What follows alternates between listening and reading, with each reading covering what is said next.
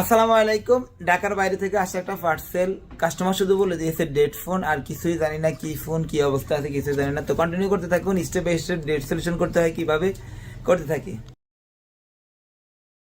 তো দেখতে পাচ্ছেন ফোনটা মোটরোলা Z23 মডেলের একটা ফোন, একেবারে নতুন একটা ফোন।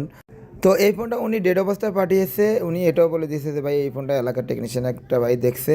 তো দেখতে পাচ্ছেন এখানে i চার্জারটি লাগালাম, একেবারে কম এম্পিয়ার নিচ্ছে, 0.22 এম্পিয়ার নিচ্ছে, তার মানে একেবারে লো এম্পিয়ার নিচ্ছে। তো দেখা যাক ভিতরে কি অবস্থায় রয়েছে।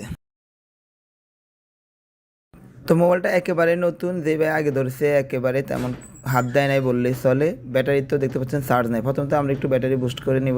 অনেক সময় দেখা যায় ব্যাটারিতে 0 থাকলে বা ব্যাটারি খালি হয়ে থাকলে, এমটি হয়ে থাকলে, সেক্ষেত্রে চার্জারে এম্পিয়ার নেয় না, একেবারে কম এম্পিয়ার নেয়। তো দেখতে পাচ্ছেন ব্যাটারি বুস্ট করার পরও কোনো পজিটিভ রেজাল্ট না পেয়ে এবার আমরা পাওয়ার সাপ্লাই দিয়ে ডিসি পাওয়ার সাপ্লাইয়ের রিডিং দেখব। তো এখানে দেখতে পাচ্ছেন 11 এসে দাঁড়াই থাকে, আবারও দেখেন বুট করলে 11 এসে দাঁড়ায় থাকে। তো এই রিডিংয়ে আমি সরাসরি একটা কাজ করতে পারি, যেটা ইএমসিতে যেতে পারি। ইএমসিতে যাওয়ার আগে আমি আরেকটা কাজ করতে পারি, পাওয়ার সেকশনে বাক সেকশনটা একটু দেখে নিতে পারি, বাক ভোল্টেজগুলো আমার কোনোটাই শর্ট আছে কিনা। যদি বাক ভোল্টেজ শর্ট না থাকে সেক্ষেত্রে আমি সরাসরি ইএমসি তুলে ফেলবো। তো বাক সেকশন শর্ট না থাকায় আমি এবার চার্জে লাগিয়ে প্রতিটা বাক ভোল্টেজ দেখব।